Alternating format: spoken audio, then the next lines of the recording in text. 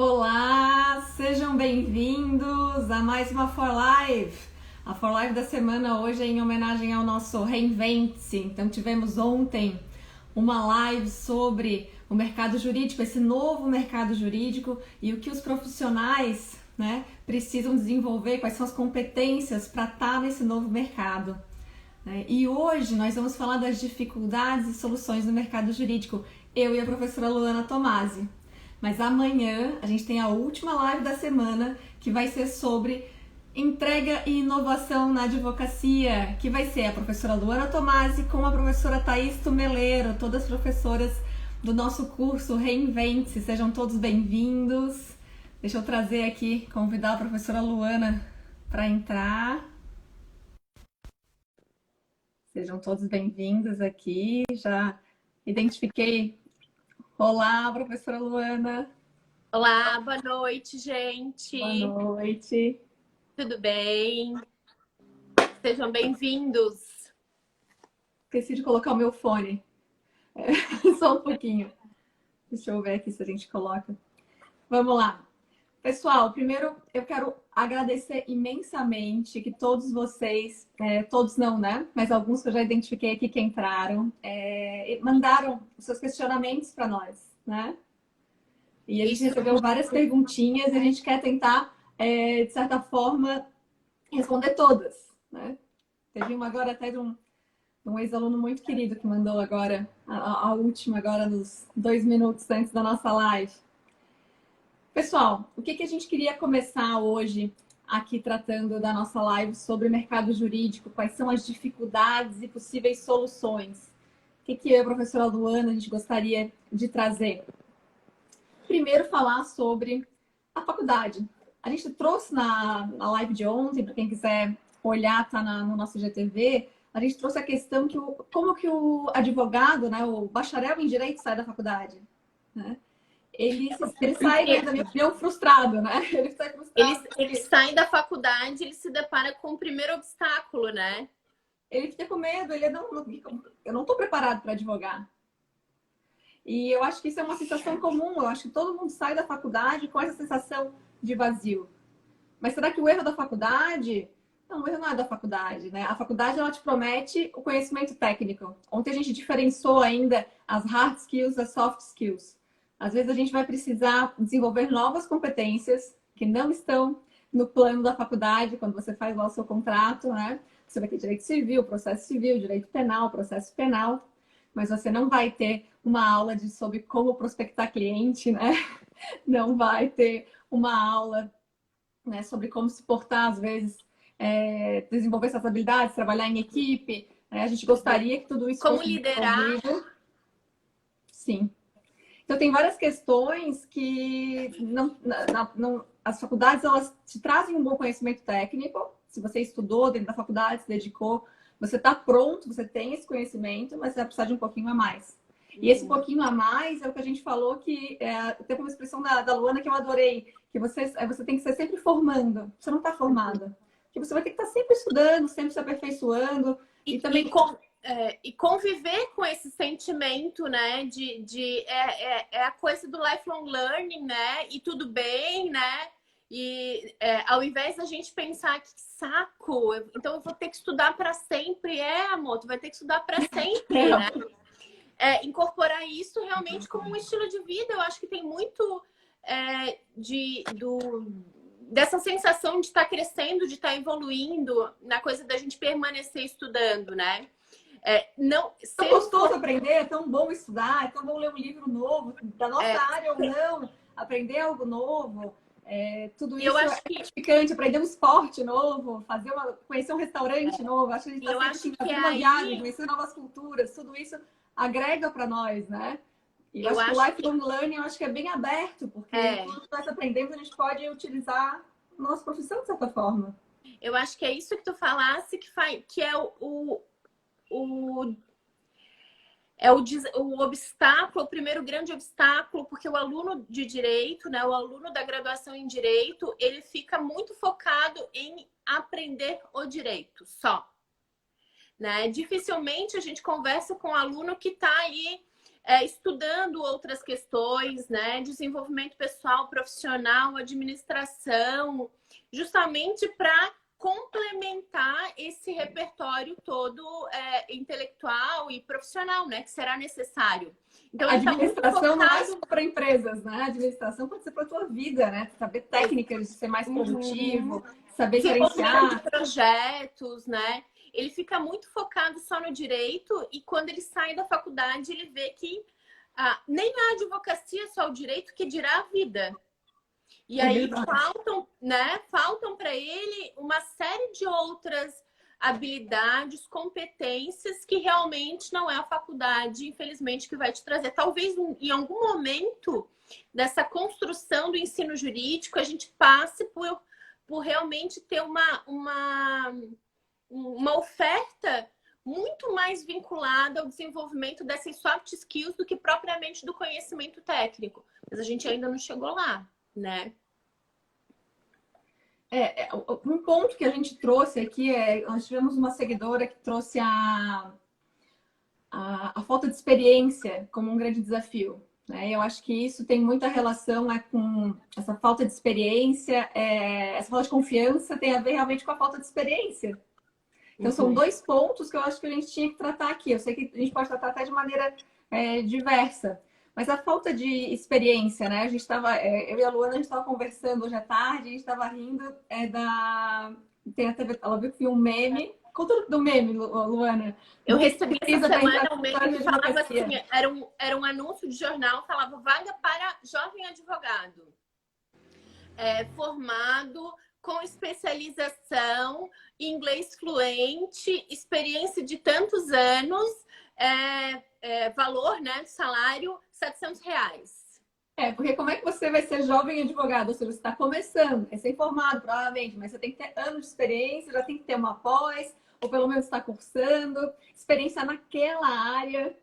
Então, a gente vê muito anúncio nesse sentido, né? E eu acho que falta ali tanto na questão desse descontentamento com a faculdade ou com a graduação, quanto com a coisa de não ter experiência e essa exigência do mercado de ser um jovem advogado com experiência na área, né?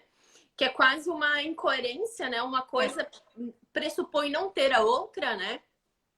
É um desencaixe, um desalinhamento de expectativas. Isso, no primeiro ponto, no aspecto com a faculdade, é do próprio aluno, ex-aluno, né? Que ele não entendeu ali a expectativa dele com relação ao curso era irreal, né? E com relação à falta de experiência, é um desalinhamento do próprio mercado. Eu não posso querer exigir experiência de alguém que acabou de se formar. Agora, com relação... E aí, o que eu faço, realmente? Mas assim, a gente não pode resolver isso, né? A gente não pode mudar a cabeça dos escritórios e dizer, olha, a partir de agora, jovem advogado, vocês têm que botar só sem experiência. A gente não pode. Então, a gente tem que se adaptar agora ao que o mercado... Assim, o que o mercado está pedindo. Então, quem está na faculdade já sabe onde quer chegar. Eu acho que isso aí... tentar entrar em contato consigo mesma dentro da faculdade, que eu acho que demora, e saber o que você gosta... Eu só fui descobrir realmente que eu gostava no final da faculdade. Mas, digamos, você está na metade da faculdade, você já sabe que quer trabalhar numa banca grande de tal área, então você já vai começar a tentar fazer estágio nessa área, porque isso vai ser uma experiência. Né? Se você quer trabalhar no escritório pequeno, não, eu quero ser autônomo, eu quero trabalhar sozinho. Daí você, quem sabe, vai para um escritório menor para já adquirir essa experiência também. Então, se você sabe o que você quer, que área que quer, daí já tem que buscar na metade da faculdade. Só que se isso não aconteceu ainda, né? Tipo assim, você vai descobrir isso depois. Eu já contei aqui a minha experiência pessoal, contei na nossa live do Dia do Advogado, né? Eu realmente só me apaixonei por uma área no final da faculdade, porque infelizmente direito tributário a gente só aprende no final da faculdade. E foi a única área que eu realmente adorei, do princípio ao fim. E que não tive esse olhar de construir uma experiência já nos estágios. Então, eu entrei na advocacia sem experiência mesmo. Zero. E aí, né? primeira coisa que eu acho é o seguinte, não dá para chorar o leite derramado, não adianta ficar. E, ai, meu Deus, mas eu não fiz estágio. Segue, amor, segue, vida que segue. Sim. Dois a gente também não pode usar só a coisa o mercado quer experiência eu não tenho como uma desculpa para não se mexer para entrar no mercado. Eu acho que é uma falha, não ter conhecimento naquela área pode te impedir de repente, alcançar uma vaga ou outra? Com certeza. Se for pré-requisito para aquela vaga, a experiência vai te impedir de acessar essa vaga. Agora, tem muito escritório, né? Tem muita vaga que acaba preferindo que ela seja, né? Muito escritório prefere preencher uma determinada vaga por alguém que não tem experiência, Para justamente não ter para quê? vícios, né? Para Vícios que do isso, escritório. possa ser moldado, né? Então, peraí, vem aqui que eu te ensino. Tem isso também. Então, a gente não pode só olhar para aquilo colocar isso como um obstáculo intransponível. Ele não é intransponível.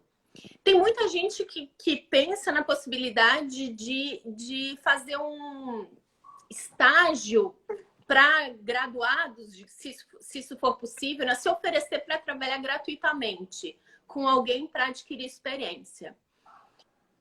Eu, pessoalmente, tenho uma opinião de que eu acho a coisa do trabalho não remunerado me incomoda profundamente. Várias pessoas já se ofereceram para trabalhar dessa forma conosco e eu nunca aceitei, porque eu acho que para mim, trabalho tem que ser remunerado. Mas aí vai de cada um, né? Como é que eu vou adquirir essa experiência, né? Mas assim, eu tenho até uma coisa para contar. Não, eu não tinha experiência em escritório. Eu estagiei na primeira fase, fiz assim uns 3 meses de estágio. Imagina, na primeira fase, não sabia nada. E depois disso eu achei até que eu nem queria advogar. Eu trabalhei 2 vezes fiz 2 estágios no Poder Judiciário. Depois eu trabalhei dentro da faculdade, porque eu gostava da parte acadêmica. Só que assim que eu conheci o direito tributário no final, que era só na nona e na décima, aí que eu comecei, meu olhar começou a mudar. E aí eu quis trabalhar em escritório. E batata, né? O que eu fiz? Assim, eu tinha que tentar me tornar atraente. Eu não tinha experiência, não tinha. Mas aí eu fiz o meu currículo baseado em quê? Eu estava fazendo uma pós-graduação em Direito Tributário, estava no primeiro módulo da pós, mas eu colocava lá que eu estava cursando. Eu também coloquei, eu fazia parte na época de um grupo de estudos de Direito Tributário. Às vezes ninguém quer, poxa, participar de um grupo de estudos, era uma vez por semana, acho que era terça ou quarta à noite. Eu passava o domingo estudando para o grupo de estudos, porque eu também não podia fazer feio, né? Tava de graça lá e uma oportunidade única. Foi a forma que eu tive de colocar no meu currículo que, tipo assim, tá, ela não tem experiência em tributário, mas ela tem conhecimento técnico e está se esforçando para ter mais. E na entrevista, quando eles perguntavam da experiência, eu expliquei minha experiência, mas o que eu disse para eles era que a prática serve para confirmar a teoria é a prática. Eles são feitos um para melhorar o outro, aperfeiçoar o outro. E eu realmente acredito nisso. Eu não acredito em uma pessoa que só... não, eu não gosto da parte de teoria. Eu não acredito nisso. Eu acho que as pessoas têm que se dedicar a estudar conhecimento técnico, porque ele realmente agrega muito na prática. E a prática agrega para o teu trabalho não ser inócuo, não serve para nada. Aquele trabalho inodoro, acadêmico, que a gente fala que não serve para nada. Os melhores trabalhos hoje que a gente vê é o que podem ser aplicados na prática, é o que vai fazer uma pessoa que chama das teses, né? É o que vai fazer uma grande tese, vai ser uma pessoa que realmente tem um embasamento teórico para isso. E Exato. nisso eles não me contrataram de primeiro, nesse primeiro escritório, porque eles queriam alguém com experiência, mas eles não encontraram. Olha que sorte a minha. Eles não encontraram alguém que aceitasse o salário que eles estavam oferecendo. Era um trabalho que tinha que viajar, precisava de uma boa dedicação. Então, a vaga caiu no meu colo. E foi muito bom. Foi o primeiro escritório que eu trabalhei e ele fez muito da minha vida profissional, né? A profissional Silvia foi muito moldada naqueles 2 primeiros anos. E aí a gente entra numa coisa que é muito, muito gritante. Tem uma série de pesquisas, inclusive, tratando sobre isso, de que é uma característica feminina, a gente não se candidata para vagas onde a gente não preenche 100% dos requisitos. E os homens já não, com 40% dos requisitos eles já se candidatam. E aí a gente entra na questão de, então eu não vou me candidatar para uma vaga, para um escritório que exige experiência, porque justamente eu não tenho. Já pensou se a Silvia não tivesse se candidatado para essa vaga? Ela não tinha entrado. Então eu acho que também tem a coisa... Acho que um detalhe eu não contei. Eu peguei o meu currículo, na época, tudo impresso, botei numa pastinha com uma carta de apresentação e eu olhei todos os escritórios que trabalhavam com tributário e entreguei um em cada um. Tipo assim, se aparecesse uma vaga, eles tinham que pensar em... Isso, lembrar de ti, né? Lembrar o teu nome. E aí eu acho que vem a coisa de como a gente tem que pensar que essa coisa de se candidatar para uma vaga, de como é a tua primeira venda. E a gente vai fazer isso a advocacia inteira. A gente está sempre se vendendo, né? A gente está vendendo o nosso serviço para o nosso cliente. A gente tem que saber também como vender, né? Com segurança, vender com honestidade, vender... mas também se mostrar atraente, né? É aquilo que a Silvia falava agora. É muito importante também. Esse mas eu não tenho. Primeiro, esse não pode ter as tuas falhas, as tuas faltas não podem ser o teu ponto cego. Se alguém tem que saber delas, é você. Então, aí entra a coisa que a gente falou do autoconhecimento, de mapear aquilo que tu tens para oferecer, o que tu tem de valor e aquilo que tu precisas trabalhar. Sabendo disso, tu podes vir para o mas. Eu não tenho experiência, mas, olha, eu estou fazendo isso e aquilo outro justamente para suprir isso que é uma falha minha. E aí eu acho que as qualificações, a sua experiência, tudo que a gente falou também muito ontem, né? Essas nossas experiências que nos tornam o profissional que a gente é hoje, né? Não é só o conhecimento técnico, né? Todas as outras experiências vão contar. Então, às vezes, um escritório que precisa de alguém que fale outras línguas, então, às vezes, experiências que você teve, né? Tudo isso que está no teu currículo, tá, mas estudasse direito em outro país, mas você viveu lá por algum motivo em outro país e tem um conhecimento mais forte de outra língua. Então, isso vai acabar te tornando atraente, né? Ou você trabalhou em determinado setor, né? Nada a ver com direito, mas aquele setor é o setor que aquele escritório atende. Então, talvez esse teu conhecimento técnico, multidisciplinar, vá agregar muito no teu trabalho. Aí eu acho que entra a coisa da gente ter um olhar um pouco mais estratégico mesmo para a carreira, né? Olhar estratégico como? Para mapear o mercado. Primeiro, volta tudo, né? O que eu quero, para onde eu quero ir, né? Porque se eu não sei, eu não consigo fazer esse tipo de mapeamento e não tenho esse olhar estratégico. Mas quando eu decido tudo isso, aí sim, eu consigo mapear o mercado, eu consigo fazer aquilo que a Silvia fez, que foi levantar todos os escritórios que trabalham com aquilo que ela queria, para daí sim levantar o que ela tem de valor e onde é que estão as falhas dela e o que ela está fazendo para suprir e se apresentar como alguém que pode ser de muito valor para aquela instituição. Eu acho que isso é fundamental. Lu, daí, voltando ali, então 2 seguidores falaram, então, né, nossos alunos, né? Um sobre a falta de experiência e aí também teve a questão da confiança. Na realidade, eu até vou dizer as palavras que ela disse, confiança em mim mesma. Então, ela não se sente confiante para advogar. Porque às vezes a pessoa quer ser autônoma também. Não é que quando trabalhas numa banca, para mim foi muito confortável. Meu primeiro escritório tinha toda uma equipe. Então, tudo que eu fazia, eu nunca tinha visto na vida. Meu trauma foi o dia que falaram de manifestação de inconformidade. Assim, meu Deus, o que é isso? Era uma peça muito específica do direito tributário administrativo, tipo, que a gente nunca ia aprender na faculdade. Nunca ninguém ia me contar. Então, assim, dá-lhe Google para nos ajudar. Mas eu tinha alguém que ia revisar todo o meu trabalho, que tinha uma gerência pessoal. Então, isso era uma segurança para mim. Agora, quem advoga sozinha não tem quem revise para a pessoa. Então, ela vai ter que estudar e ter a segurança de fazer, né? Eu acho que assim, ó, não existe, primeiro, né? A gente não pode ter ilusão, né? A autoconfiança não é algo que cai no teu colo. Um dia tu dormisse pouco confiante e acordasse no dia seguinte super autoconfiante. Não existe isso. A autoconfiança é uma construção. 2, ela pressupõe que tu estejas preparado. Então, como é que eu vou me sentir mais confiante, por exemplo, para atender um cliente? ou para fazer uma sustentação oral, ou para participar de uma audiência, estudando. Primeiro, estudando. Começa a listar tudo aquilo que pode acontecer. Então, ele é um cliente de que área, né? Tu vais atender ele em que circunstância? Estuda toda essa circunstância, te prepara. É uma questão de direito de família.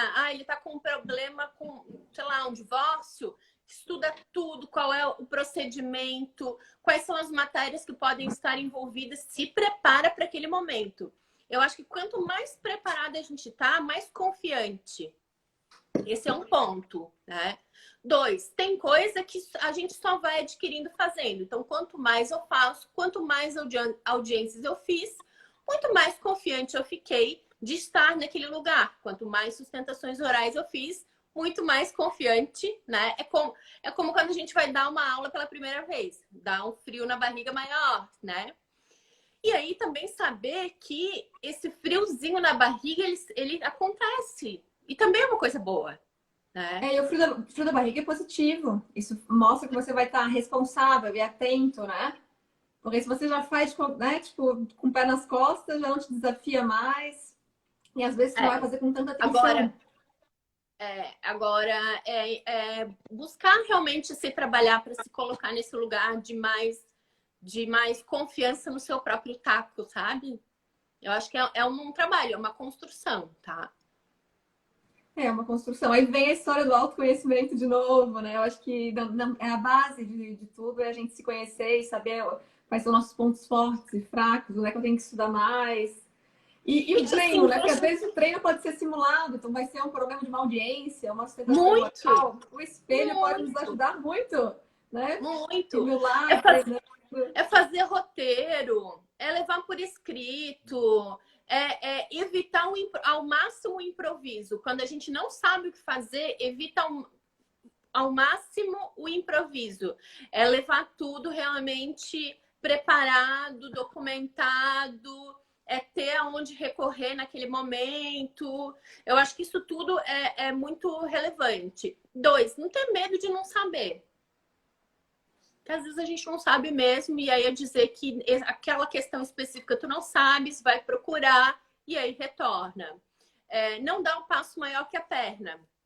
Então, não assume uma coisa que está muito distante daquilo que é o lugar onde tu estás hoje. Uma coisa aceitar uma proposta, uma oportunidade que está ali mais ou menos um pouquinho acima de onde tu estás. Outra coisa é pular 5, 6 etapas. Aí realmente não tem autoconfiança que te sustente, né? A gente falava, tem a questão da síndrome da impostora. Nós tivemos um Forló Indica sobre isso, né? Às sextas-feiras, a Forló sempre indica, né? Ou sexta ou sábado, próximo do final de semana, a gente indica ou um podcast, ou um livro, um filme, um seriado, algo que vai agregar. Indicamos apenas uma live, né? Desde Isso, que foi a nossa única live. Nós indicamos uma live sobre a síndrome da impostora. E eu acho que é bem relevante. O que é a síndrome da impostora? Então, o que é importante vocês terem atenção, né? Às vezes a gente não sabe, tem que estudar mesmo. Mas às vezes a gente sabe muito e dá aquele frio na barriga e nós mesmos falamos pra gente, olha, tu não deveria estar aqui, tu não sabe nada. Então, de taxa de fraude, né? A gente se sente justamente uma impostora, né? Sente que aquele lugar não é o nosso, que a então, gente não sempre tem que estar pronto e perfeito, né? A pessoa. E a gente nunca vai estar, porque isso não existe. A gente nunca está pronto, a gente nunca está perfeito. A gente está sempre em construção. A gente está sempre se aperfeiçoando. Só que às vezes o seu lugar é ali, só que você não se sente. E essa live, se vocês forem no destaques ali que tem Fala Indica, mais pro final, que é essa live, do Cura Sapiens até. Isso. Foi a professora Tatiana Guiari e a Tatiana Pincelli. A Tatiana Pincelli é a presidente da comissão da OAB de São Paulo, é uma professora da FGV super renomada. Eu e a Luana que gostamos muito de tributário, então a gente adora ela.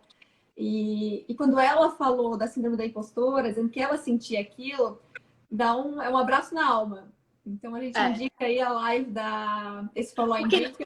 Porque não interessa quão qualificado tu és, quanta experiência tu tens no mercado, tem sempre algum pequeno elemento, algum gatilhozinho que aciona essa ideia equivocada de que eu tô no lugar errado, de que eu não tô preparada para aquilo e tudo mais. E aí é algo que a gente tem que realmente se trabalhar para evitar acontecer, né? Agora, isso é uma coisa. Se trabalhar para evitar esses gatilhos é uma situação. Outra situação diferente é eu me sinto uma impostora porque realmente eu sou uma impostora. Porque eu dei o passo maior que a perna.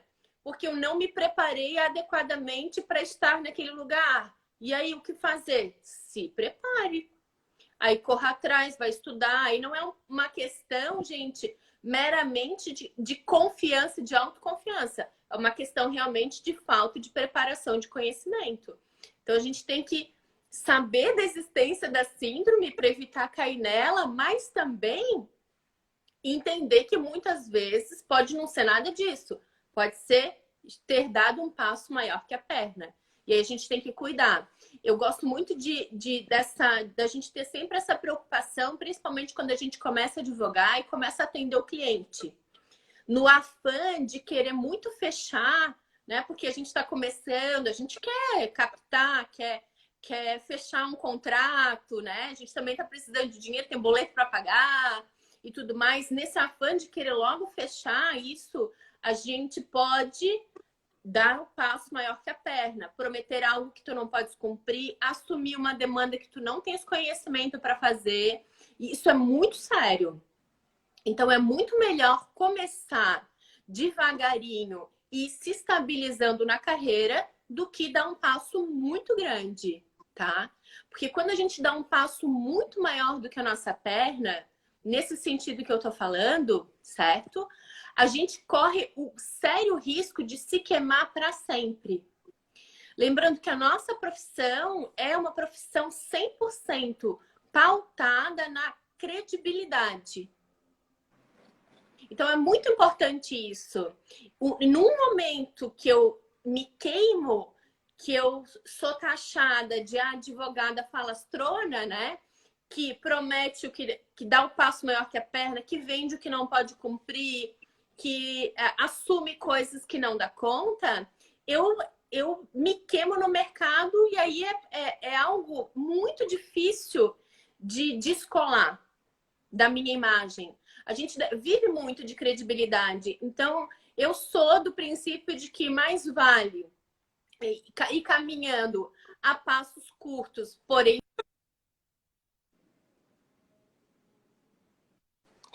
Luana, Oi?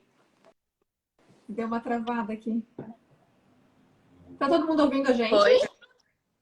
Foi? Agora eu tô te ouvindo. É? Tá todo mundo nos ouvindo aí? Alguém dá um joinha aí pra gente.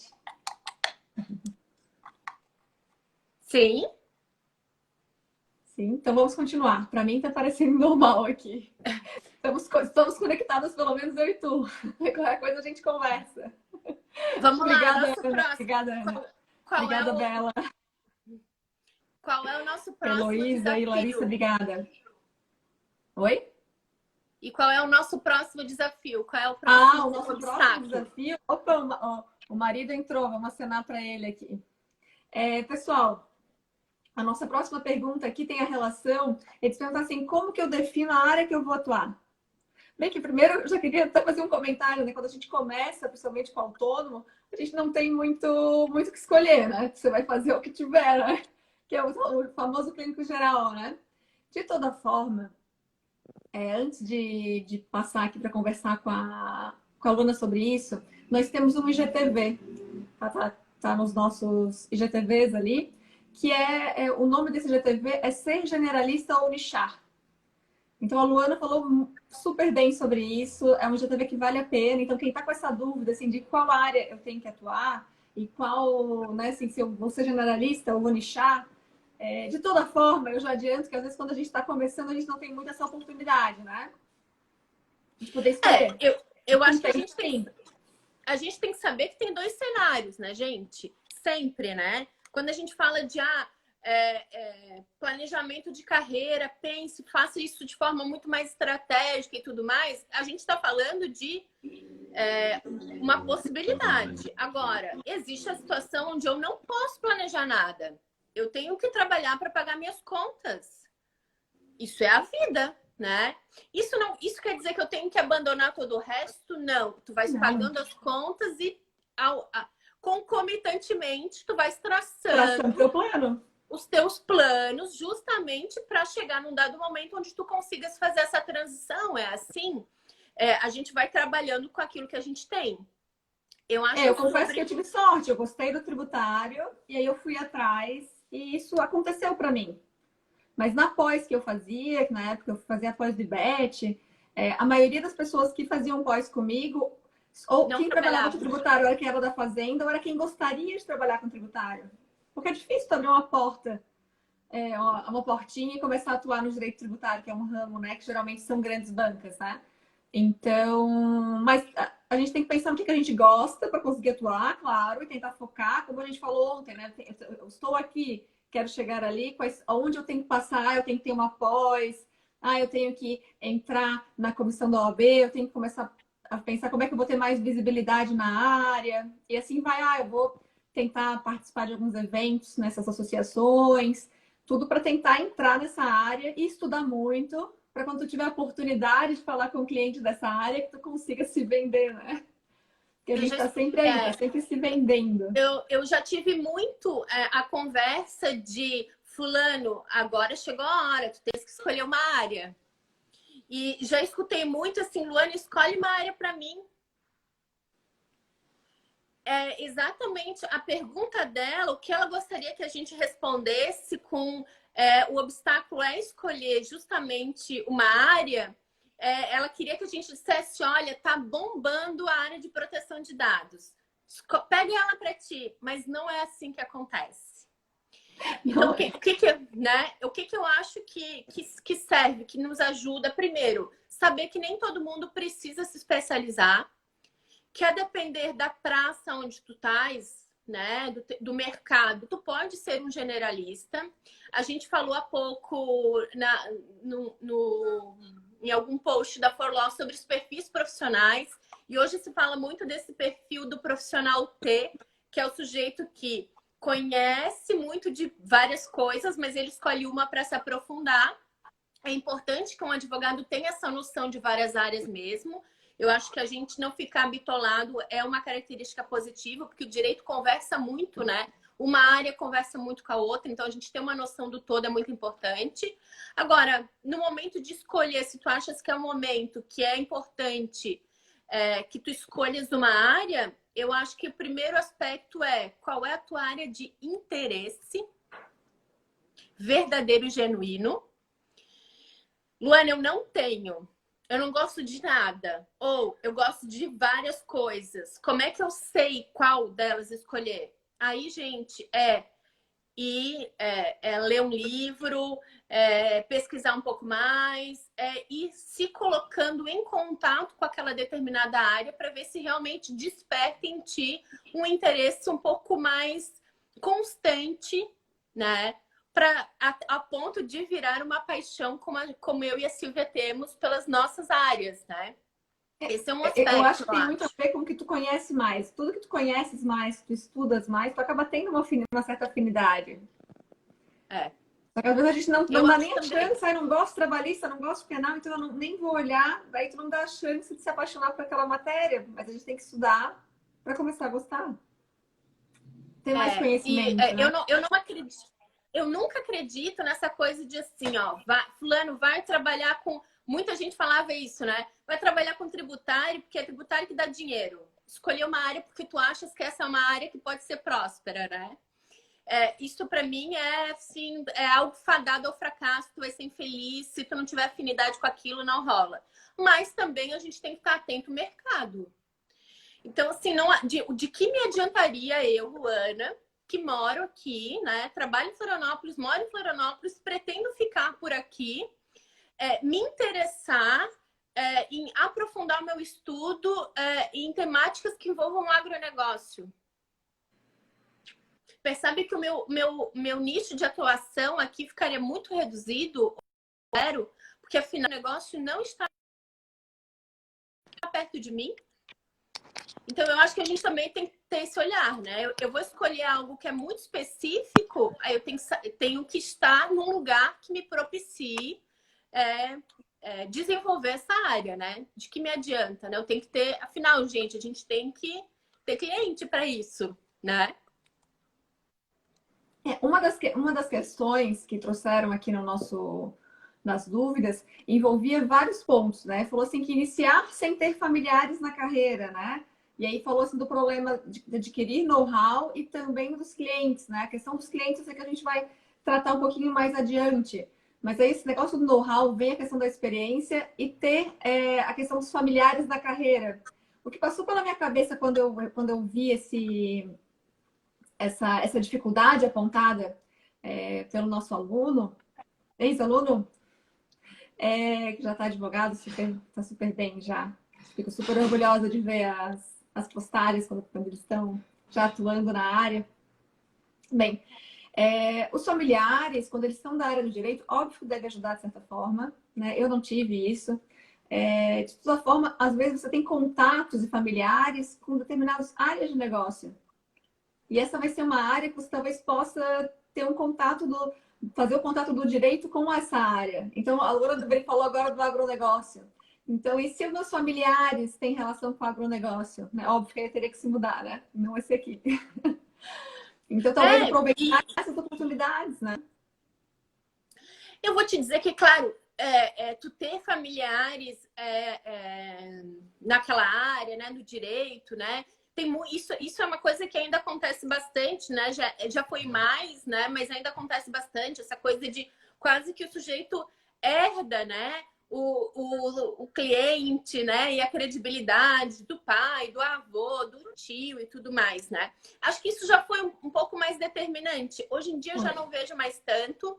E eu acredito muito que a gente construiu um caminho nosso, sabe?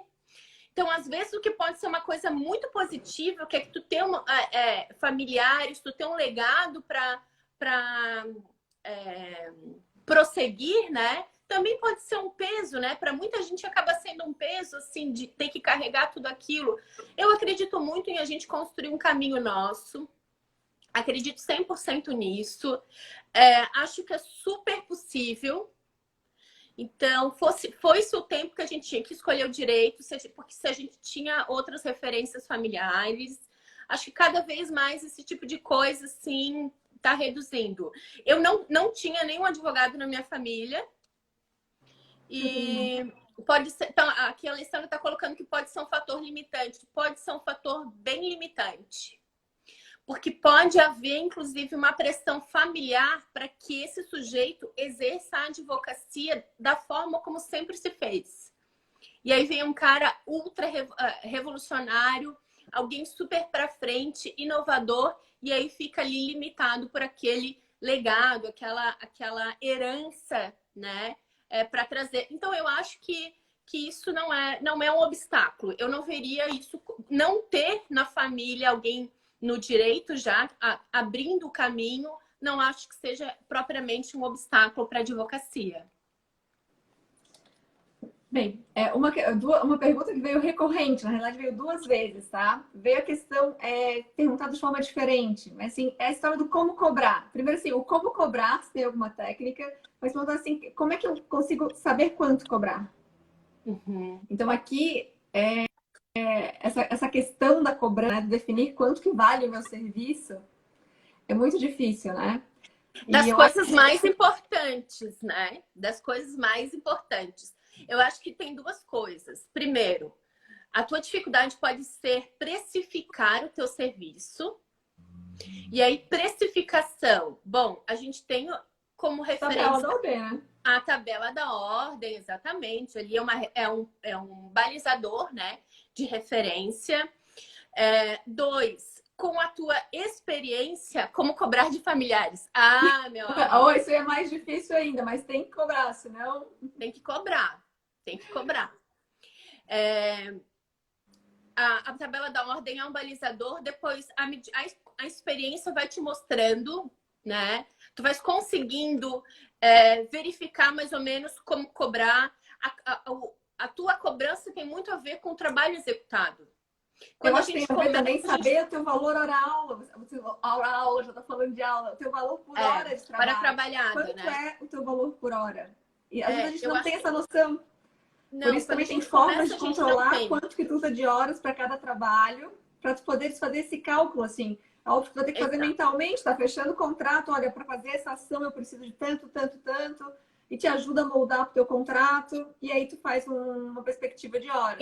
Isso é algo que só o tempo vai te dar. Por isso que a OAB fez aquela tabela como balizador, né? Porque quando tu estás começando, tu não sabes muito bem quanto cobrar. Tu não sabes muito bem quanto tempo tu vais levar para fazer uma ação. Para tocar ela até o final, tu não sabes. Eu acho que na parte da precificação é muito importante a gente ter em mente uma coisa. Hora de estudo não é hora cobrável. Ah, isso é importante. Tá? O que eu quero dizer com isso? Que se você é um jovem advogado, você está começando a advogar, você vem um trabalho novo, você sabe que você vai ter que estudar para se aperfeiçoar, para fazer aquilo bem, né? Essa hora de estudo que tem a ver com você estar se qualificando para fazer bem aquele trabalho, não é hora cobrável. O teu cliente, ele está contratando um advogado que tem total capacidade para fazer aquele trabalho. Se você não tem total capacidade para fazer aquele trabalho, você não deveria ter aceitado aquele contrato, tá?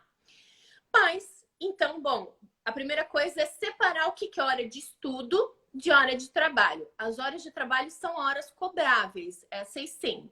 Aí, balizador, tabela da OAB, e com o tempo a gente vai tendo experiência, né? E a gente vai sendo muito mais fácil para a gente cobrar. Depois, 2, quando eu tenho leitura de mercado, eu mais ou menos sei quanto aquele tipo de trabalho, quanto se cobra por aquele tipo de trabalho, por advogados que têm mais ou menos a experiência que eu tenho, know-how que eu tenho, conhecimento que eu tenho. Isso é uma coisa, isso tem a ver com precificação. Outra coisa é dar valor ao meu trabalho. E aí eu vejo muita gente com dificuldade de cobrar, né? E a dificuldade não é de precificar. A dificuldade é de ver valor naquilo que está se fazendo. E aí sim, quando eu vejo valor naquilo que eu faço, eu sei o que eu estou entregando, eu sei o valor que isso tem para o meu cliente, o quanto eu estou agregando, é muito mais fácil cobrar. Então, muitas vezes, a dificuldade dessa cobrança não é a precificação, mas sim dar valor àquele trabalho. Ah, mas eu faço tão rapidinho. Ah, mas para mim não custa nada. Falhou aqui para mim, Luana, a tua imagem. Eu não sei se... Eu acho que eu tô com algum probleminha aqui. Deixa eu ver se melhora. Bem, o que mais que a gente pode falar aqui, trazer das perguntas, tá? A gente está chegando aqui já. Atingir a estabilidade financeira. Né? Eu acho que O que tu achas, Luana? Eu acho que para mim estabilidade tem a ver com constância. Estabilidade, gente, é constância. A pergunta foi estabilidade financeira, né? Não foi. Elas estão. Acho que Tá todo atingir a mundo. estabilidade financeira. Não. Obrigada, Legal, Jaque. Jaque. Tá Obrigada, todo mundo Bela. vendo e ouvindo a gente. Estabilidade, gente, financeira tem a ver com essa constância. Então, o que eu vejo? A gente tem que saber o seguinte: tá tudo certo em a gente fazer uma transição de carreira, a gente mudar de área, a gente mudar de escritório, a gente mudar de praça, né? Sair de uma determinada localidade e ir para outra, não tem problema nenhum. Desde que eu saiba exatamente as consequências disso. Por isso que eu digo sempre que tem que ser algo pensado e planejado. Por quê? Eu tenho que evitar estar sempre, toda hora, começando do zero. Toda hora fazendo movimentos que me levam a começar do zero. Então, por exemplo, tá? Eu tenho lá um progresso dentro de um determinado escritório e decido sair dali e começar num um degrau abaixo. E assim eu vou toda hora, eu tô mudando para um degrau abaixo. Isso vai me tirar da ideia de estabilidade. Não sei se eu tô sendo clara. Então, a estabilidade, para mim, tem muito a ver com essa constância, constância, constância. É o devagar e sempre, gente. E aí vocês vão vendo que, uma hora, a gente constrói um repertório e uma construção, um peso de carreira que nos traz essa constância, essa estabilidade. Lembrando que a advocacia é uma atividade autônoma, é uma atividade que ela tem por característica essa, vou chamar de oscilação remuneratória. A gente vive muito do cliente, é uma atividade empresarial, né? Então, a gente dificilmente, né, de um modo geral, os advogados têm ali aquele valor fixo que recebem por mês. E aí entra uma outra questão, tem a ver com a gente saber administrar esses altos e baixos também, né? Bem, tem a questão aqui que eu acho que é de uma seguidora que provavelmente trabalha em escritório maior, né? Ela fala do excesso de trabalho. Bem que eu acho que do escritório menor também, né? Mas é que eu tenho a visão de que as grandes bancas, alguém te passa as tarefas, então tem que se cumprir tudo aquilo. E quando você é autônomo, você decide o que você vai fazer, mas mesmo assim, às vezes quando a gente decide, a gente também se sobrecarrega demais, né? Eu acho que talvez o autônomo acabe trabalhando muito mais do que o escritório que trabalha numa banca maior. Não estou dizendo que quem trabalha numa banca maior trabalha pouco. Estou dizendo por quê? Porque ele acaba tendo que fazer vários trabalhos. Então, ele é o advogado, ele é a secretária, ele é o financeiro, ele é o administrador, ele é a moça do café, ele é tudo, né? Eu acho que o excesso de trabalho é algo que está muito relacionado à nossa live de amanhã, que tem a ver com a questão da... O trabalho é sempre insano, Ó, a Isabela comentando, né? Que eu vejo o excesso de trabalho, já que eu não vou participar da live de amanhã, então eu vou comentar aqui o que eu imagino. Eu acho que nós temos que eleger prioridades. E quando a gente elege as prioridades, fica mais fácil de você saber o que é o essencial para você cumprir naquele momento. E é óbvio que tem uma questão que eu acho que tem a ver com amanhã e que a gente repete bastante da For Law, que é a questão da produtividade, né? Como é que eu me torno mais produtivo? E para eu me policiar para não ficar trabalhando 24 horas. Tem vários artigos hoje criticando o home office, porque tem pessoas trabalhando mais. Mas isso não é culpa da empresa, isso é culpa da pessoa. Porque ela não para de trabalhar. Ela não se limita no final de semana, ela não se limita quando chega à noite, porque ela não para de trabalhar. Porque ela não elegeu as prioridades dela e os horários dela. Então é uma questão que eu acho que é de organização e que não é fácil. Eu não estou falando porque eu sou super organizada, não. Eu estou também sempre matando um leão por dia. Mas eu creio que tem muita relação com isso, com a eleição de prioridades e com eu acho que tem tentar ser o mais produtivo possível naquele tempo que você está trabalhando. Amanhã eu vou entrar mais na coisa da produtividade, mas assim, para a gente responder a quem perguntou sobre a questão do excesso de trabalho, eu acho duas coisas. Eu acho que um tem a ver com estabelecer limites. E aí, às vezes, existe uma cobrança toda da empresa, da instituição, enfim, para que o sujeito trabalhe 24 horas por dia. E aí, ele também, como funcionário, ele tem que estabelecer os seus limites. Quem não tem chefe, não tem gestor, não tem nada disso, também tem que estabelecer seus próprios limites. E entender que a advocacia, ela é muito cíclica. Então, a gente tem fases onde a gente trabalha muito, tem meses assim, e daí tem fases que dá uma parada ou dá uma diminuída, e aí, de repente, a gente volta a trabalhar muito, a gente dá uma diminuída, e a gente tem que saber aproveitar bem os nossos momentos de diminuída. Então, tem que também se permitir, nesses momentos onde a gente não está com tanta demanda, também dar uma relaxada um pouco maior. Não sei se eu estou me fazendo entender. A coisa do equilíbrio, tá? De se manter em equilíbrio tem muito a ver com entender esses altos e baixos. Então, entender que tudo bem, essa semana é uma semana muito mais pesada, a gente acumulou isso, esse é um mês muito mais pesado, mês que vem a gente dá uma relaxada, a gente sai um pouco mais cedo, a gente tira um dia na semana de folga, e aí a gente a advocacia ela tem muito disso também.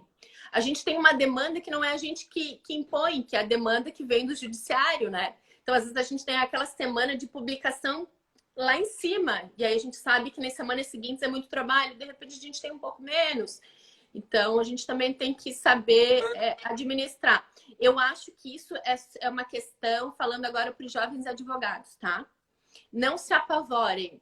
Essa é uma demanda que a gente consegue ir administrando com o tempo. Quanto mais tempo de advocacia vocês têm, mais tranquilidade vocês terão para administrar esses altos e baixos do excesso de trabalho. Luana, e aí vamos aqui para mais uma pergunta aqui. Como angariar novos clientes? Já vou falar disso. Aqui a Isabela está lembrando que a gente tem um Forline Dica sobre o tempo, como ter controle sobre o seu tempo livre. Isso mesmo, está lá no nosso Forline Dica. É excelente. Então, nos nossos destaques tem todos os nossos Forline Dica. Então, quem ainda não viu, vai lá. Toda sexta tem um novo. E tem várias questões interessantes aí para dar uma... Não sabe o que vai fazer final de semana? Então, já passa ali, que são assuntos não relacionados com direito, mas que ajudam a aumentar o repertório jurídico, para fazer a gente refletir, para desenvolver novas competências. Então, tem muita questão interessante e uma delas é esse TED aí. Isso. Como angariar novos clientes? Gente, fórmula mágica, que bom se eu tivesse, né? Para dizer para vocês, olha, façam isso que vai chover cliente. A gente tem um limitador que a gente sabe da questão do marketing, né? O marketing ético, a gente vai falar sobre isso também no Reinvente-se. Mas eu acredito muito numa coisa que é o networking e um networking feito de forma orgânica. O que eu quero dizer com isso? Tem gente que já tem mais facilidade, já tem mais relacionamento, é da pessoa, é uma pessoa mais extrovertida, conhece mais gente, sabe se vender melhor. Tem gente que nasceu com esse tipo. Não tem vergonha, né? Não tem, é dele, é da pessoa. Então eu vou falar que ela conhece no LinkedIn, já vai fazendo os contatinhos e vai. Tem pessoas que fazem isso com maior naturalidade, né? Eu vou falar agora como uma pessoa que não é essa que eu acabei de descrever, que sou eu, tá? Eu não sou essa pessoa, eu não sou essa pessoa super comercial, eu não sou. O que ao longo da carreira, né, ao longo da minha vida profissional, eu passei a entender que existem muitas formas de fazer networking. Primeiro, que ele é necessário, e dois, existem muitas formas de fazer. Então, eu acredito muito no networking que está muito voltado à ideia de contribuir com aquela pessoa, aquele sujeito. Então, não é a coisa de procurar as pessoas só quando você precisa, você quer vender alguma coisa para elas, mas de alimentar aquelas relações. Essa coisa de estar sempre criando um coletivo que se apoia, que tá de olho um no outro, que está vendo o que a pessoa está fazendo, que está sempre nesse relacionamento, alimentando esse relacionamento, é o que eu acredito realmente, que é uma teia que a gente vai formando, vai tecendo, e aí que aos poucos os resultados vão vindo. Aí tem um sujeito que te indica, é o ciclano, e aí vai. Eu acho que tem muito a ver com a gente também fazer um esforço de estar em movimento, de se colocar nesse movimento. Três, a gente tem que comunicar. As pessoas têm que saber que vocês são advogados. Daí vem aquela competência que a gente falou ontem, né? Da comunicabilidade, né? E agora com tá intensificado pós-isolamento aí. Eu acho que é uma linha muito tênue essa coisa da gente comunicar o que a gente faz, de a gente só falar sobre a gente mesmo. Então, durante muito tempo na minha vida, eu não falava sobre aquilo que eu fazia. Eu demorei a entender que não basta ser, a gente também tem que parecer, a gente também tem que comunicar, né? E eu não comunicava porque eu achava que isso poderia soar como pretensão, sabe? Ela tá se vendendo, ela tá se achando, e aí eu não comunicava. E eu vi que isso, quando a gente faz de forma adequada, correta, e a gente vai falar muito sobre isso no curso, no Reinvente-se, não soa pretensioso. E aí, aos poucos, as pessoas vão vindo, né? Então, é muito diferente, por exemplo, eu sou uma advogada tributarista, eu me apresentar como... Quando alguém me perguntar o que eu faço, eu falar que eu sou uma advogada tributarista. Porque aí eu já começo a associar. E eu acho que a gente tem que ter essa coisa de se ver, se enxergar como profissional e comunicar. Isso é muito diferente de eu ter a arrogância ou a ideia equivocada de que eu tô pronto, de que eu não preciso aprender, de não ter humildade, não tem nada. A gente tem que desmistificar algumas crenças para poder se vender bem. Vender desse jeito, assim, de forma orgânica. Isso é o marketing orgânico, isso é o networking orgânico. Porque, pô, é muito chato o sujeito que fica só atrás de ti para te vender algo.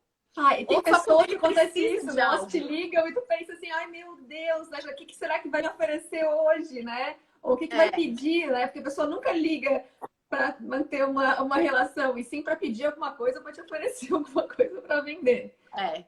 Então, isso fica muito negativo para a imagem, né? É muito negativo, assim. Ou então que só te procura quando tu tá num determinado cargo, quando tu tá fazendo determinada coisa. Então, assim, a gente tem que saber que a gente está numa profissão onde a gente vai precisar alimentar isso o tempo inteiro. Então, para quem, como eu, uma pessoa tímida, as pessoas não acreditam quando eu falo que eu sou uma pessoa super tímida, tem que incorporar que a gente vai ter que trabalhar essa questão, vai ter que trabalhar, é da vida profissional, é da carreira que a gente escolheu. Então, como fazer isso de modo que seja natural para ti? Que tu não estejas forçando a barra. Eu acredito realmente que tem a ver com a gente construir esse relacionamento de forma mais orgânica com aquilo que faz mais sentido para ti.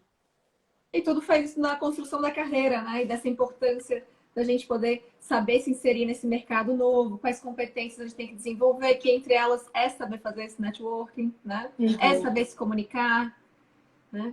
Então, para quem aí está querendo eu acho que mudar... Nada vende melhor na advocacia do que fazer um bom trabalho. Nada. Nada é mais efetivo em termos de prospecção de cliente do que fazer um bom trabalho. O melhor marqueteiro, teu melhor marqueteiro é o teu cliente. Sem sombra de dúvida. Com certeza, é uma validação muito forte, né? Pessoal, amanhã nós temos mais uma live, tá? É a última dessa semana, que é do lançamento do curso, e amanhã abre a pré-venda do nosso Reinvente-se. Então, para quem se interessa em aprofundar um pouquinho mais sobre esse assunto, né? Sobre esse novo mercado jurídico, sobre as competências que a gente tem que desenvolver na advocacia, sobre pensar se eu quero abrir um escritório, quais são as formas, né, de tributar o meu serviço, analisar os riscos da minha atividade, me preparar, tudo isso está no nosso Reinvente-se. Foi feito com muito carinho, com muito cuidado, feito com a maior atenção, tá trabalhando toda a nossa experiência de advogado, são anos de advocacia, a gente fez brincadeira aqui de carreira jurídica, quanto tempo a gente tem, a gente já somava 30, então, tipo, a gente queria passar para vocês tudo isso no curso. Então, quem tiver interesse de amanhã, às 8 horas, é a nossa pré-venda, né? E aí vai ter o preço especial de pré-venda, então quem já tiver interesse, fica ligado que amanhã, depois da nossa live, a live vai ser sobre entrega e inovação na advocacia. Vai vir para compor aqui a live a professora Thaís Tumeleiro, que já fez uma live super legal, que está no nosso GTV também.